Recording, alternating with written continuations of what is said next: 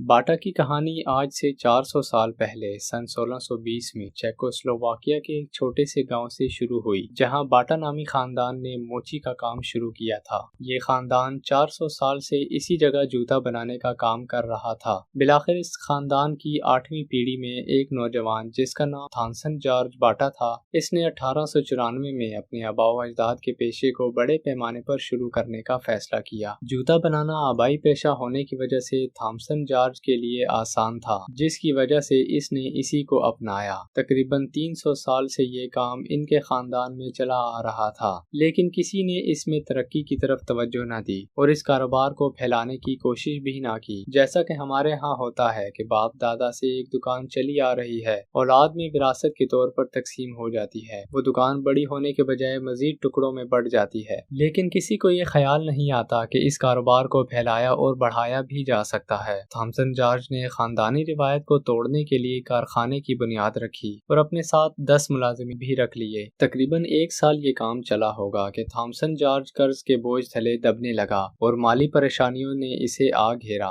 اسے ہر قدم پر ناکامی حاصل ہو رہی تھی، لوگ اس کے بنائے ہوئے جوتے نہیں خریدتے تھے اور ملازمین بھی اس سے ناخوش تھے، جس کی وجہ سے تھامسن جارج ہمت ہار کر گھر بیٹھ گیا، دکان پر جانا چھوڑ دیا اور پریشان رہنے لگا۔ انہی دنوں اس کی ملاقات ایک بوڑھے مزدور سے ہوئی اور اس نے اس کے چہرے پر پریشانی بھانپ لی اور وجہ پوچھی تو تھامسن جارج نے ساری صورتحال بتا دی۔ معاملہ سننے کے بعد بوڑھے مزدور نے کہا کہ بیٹا، تم ہمیشہ یہی خیال کرو کہ میری پروڈکٹ مہنگی ہے اور مزدوروں کو ان کی محنت سے کم تنخواہ دے رہا ہوں۔ اس طرح تم یہ کوشش کرتے رہو گے کہ کسی طرح میری پروڈکٹ سستی ہو اور میں مزدوروں کو زیادہ تنخواہ دوں۔ دوستو، یہ بات تیر کی طرح تھامسن جارج کے دل کو لگی اور اس نے ہمیشہ کے لیے اس پر عمل کرنے کی ٹھان لی۔ تھامسن جارج چمڑے کے جوتے بنانے کے ساتھ ساتھ موٹے کپڑے سے جوتے تیار کرنے لگا اور لوگوں نے بھی انہیں بہت پسند کیا۔ ان جوتوں کی مقبولیت اور مانگ بڑھنے سے ملازمین کی تعداد 10 سے 50 ہو گئی۔ تھامسن جارج نے پروڈکٹ کے سستے ہونے کی طرف توجہ دی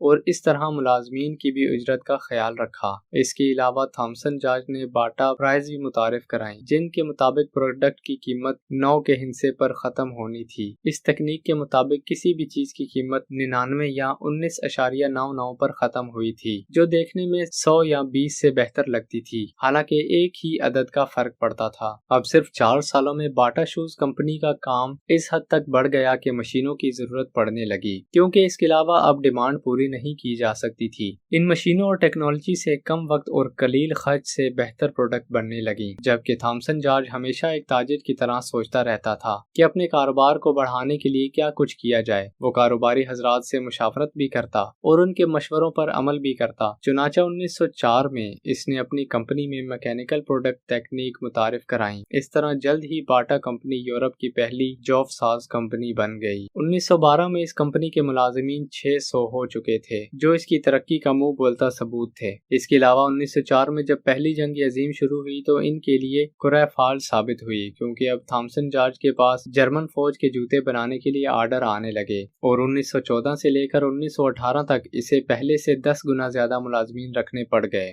مگر چونکہ یہ بھی حقیقت ہے کہ کاروباری دنیا میں کامیابی کے ساتھ ساتھ پریشانیوں کا بھی سامنا کرنا پڑتا ہے، لہٰذا جنگ کے بعد اس کا کاروبار بہت مند ہو گیا، لیکن اس نے ہمت بالکل نہیں ہاری اور 1925 میں پھر سے اس کا بزنس عروج کی طرف بڑھنے لگا۔ اب باٹا کمپنی کئی ایکڑ زمین تک پھیل چکی تھی، مگر ایک دن جب کہ تھامسن جارج 1932 میں 56 سال کی عمر میں جہاز پر سوار تھا تو بدقسمتی کی وجہ سے وہ جہاز کسی حادثے کا شکار ہو گیا اور اس کی موت واقع ہو گئی۔ وہ خود تو اس دنیا سے چلا گیا، لیکن آج بھی اس کے لگائے ہوئے درخت سے دنیا بھر کے لوگ مستفید ہو رہے ہیں۔ آج باٹا کا ہیڈ کوارٹر سوئٹزرلینڈ کے شہر لوزین میں واقع ہے۔ دنیا کے 18 ممالک میں باٹا کی فیکٹریاں قائم ہیں اور دنیا بھر کے 70 سے زیادہ ممالک میں 5200 سے بھی زیادہ سٹورز ہیں۔ 1930 میں بھارت کے شہر کلکتہ میں بھی باٹا نگر قائم کیا گیا، جہاں 7500 کے قریب ملازمین کام کرتے ہیں۔ باٹا پہلی شوز کمپنی ہے جسے 1993 میں انٹرنیشنل اسٹینڈرڈ آرگنائزیشن کا سرٹیفکیٹ بھی دیا گیا۔